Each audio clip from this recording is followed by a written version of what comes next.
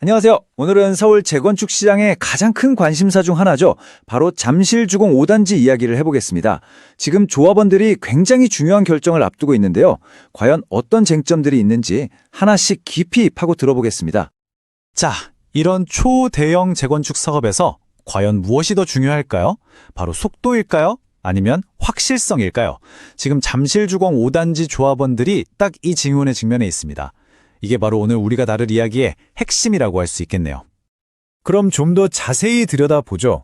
현자 조합이 내세우는 가장 큰 전략은 바로 빠른 승인입니다. 그런데 이상하게도 이 빨리 가자는 전략이 조합원들 사이에서는 오히려 심각한 의문을 낳고 있거든요. 도대체 왜 그런 걸까요? 조합의 주장은 아주 간단합니다. 사업이 늦어지면 손해니까 일단 지금 나와 있는 안으로 빨리 사업 시행 인가를 받자는 거죠. 그리고 나머지 세부적인 것들은 나중에 바꾸면 된다는 건데요. 이른바 선통과 후 변경 전략. 과연 이게 정말 현명한 방법일까요? 하지만 계획이 한번 승인되고 나면 이걸 바꾸는 건 말처럼 쉽지가 않습니다. 조합은 이주하고 철거할 때 설계 바꾸면 된다 이렇게 얘기하지만요. 만약에 중요한 설계를 바꾸게 되면 서울시의 심의를 다시 받아야 할 수도 있어요. 그렇게 되면 어떻게 될까요? 우리가 그토록 피하고 싶었던 사업 지연 그리고 비용 증가라는 위험을 고스란히 다시 떠안게 될 수도 있다는 뜻입니다. 시간을 아끼려고 썼던 전략이 오히려 시간을 더 잡아먹는 그런 역효과를 낼 수 있다는 건데요. 그 과정을 보면 정말 도미노가 쓰러지는 것 같아요. 일단 불완전한 계획이 통과되고 나면 당연히 조합원들 사이에서 이거 바꿔달라 저거 바꿔달라는 요구가 쏟아져 나오겠죠. 그럼 그 변경안 때문에 또 새로운 심의를 받아야 하고 결국 끝에는 예상치 못했던 사업 지연과 비용 상승이 기다리고 있을 수 있다는 겁니다. 자, 그럼 이런 불확실성이 구체적인 숫자에선 어떻게 드러나는지 한번 살펴볼게요. 가장 먼저 우리가 공공에 기부해야 하는 땅의 비율, 바로 기부 체납부터 따져보겠습니다. 여기서부터 벌써 숫자가 딱 맞지 않는다는 걸 볼 수 있습니다. 조합이 조합원들에게 설명한 자료를 보면 기부 체납 비율이 평균 15.36%라고 되어 있어요. 그런데 실제 공식적인 토지 이용 계획을 뜯어보면요. 도로, 공원, 학교 같은 기반 시설에 들어가는 땅이 전체 면적의 22.8%나 됩니다. 왜 조합원들에게 전달된 숫자와 서류상의 숫자가 이렇게 다른 건지 당연히 의문이 생길 수밖에 없겠죠. 이번엔 이 사업에서 가장 큰 돈이 들어가는 공사비 항목을 한번 볼까요? 조합의 설명이 이렇습니다. 아직 자재가 뭐가 들어갈지 정해지지 않아서 정확하게 계산하는 건 불가능하다. 그래서 그냥 다른 단지들하고 비슷한 수준으로 잡아놨다는 겁니다. 요즘처럼 자재비가 천정부지로 치솟는 상황에서 이런 불분명한 설명은 조합원들의 불신을 키우기에 충분하죠. 자, 그래서 이 모든 불확실성이 결국 딱 하나의 숫자로 모아집니다. 모든 조합원들에게 가장 중요한 숫자, 바로 비례율입니다. 이 비례율은요, 쉽게 말해서 내가 가진 집의 가치에 비해서 새 집을 받고 얼마나 돌려받는지를 보여주는 핵심 지표예요. 만약 이게 100%가 안 된다? 그럼 내가 추가로 돈을 더 내야 할 수도 있다는 아주 중요한 신호입니다.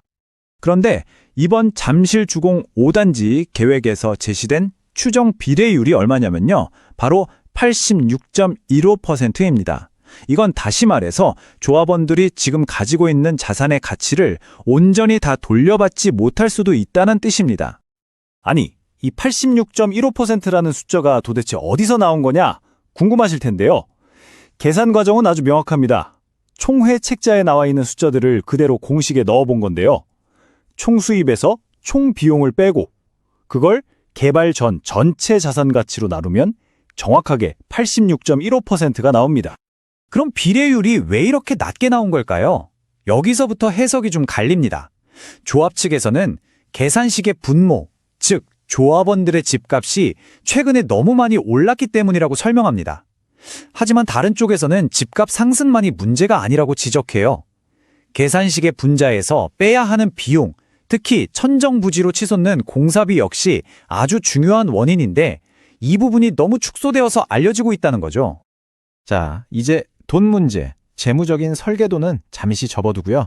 우리가 실제로 들어가서 살게 될 집, 그 물리적인 설계도를 한번 들여다보겠습니다.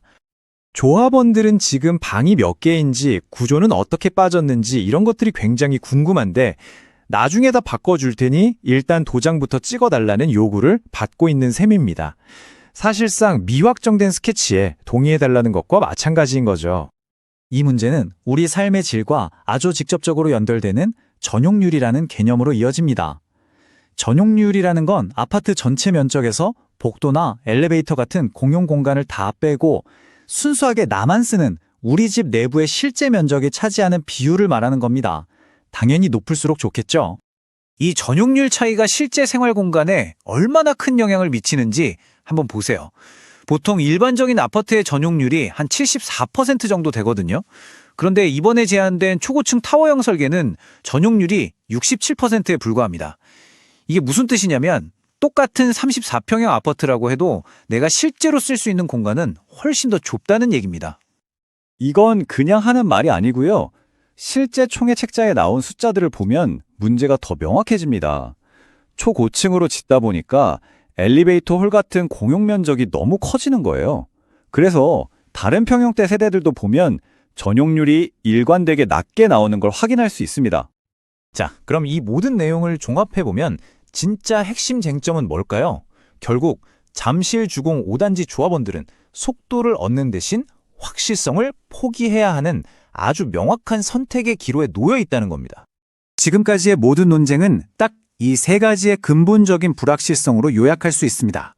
첫째, 나중에 바꿀 수 있다는 막연한 희망으로 일단 승인부터 하자는 과정의 불확실성. 둘째, 공사비부터 비례율까지 모든 게 불분명한 추정치에 기반하고 있는 비용의 불확실성. 그리고 마지막으로 분양 평수보다 실제 내가 쓰는 공간은 훨씬 좁아지는 공간의 문제입니다. 그래서 결국 모든 조합원 개개인에게는 이 마지막 질문이 남게 됩니다. 사업의 속도를 위해서 당신은 과연 어떤 불확실성까지 감수할 준비가 되어 있습니까?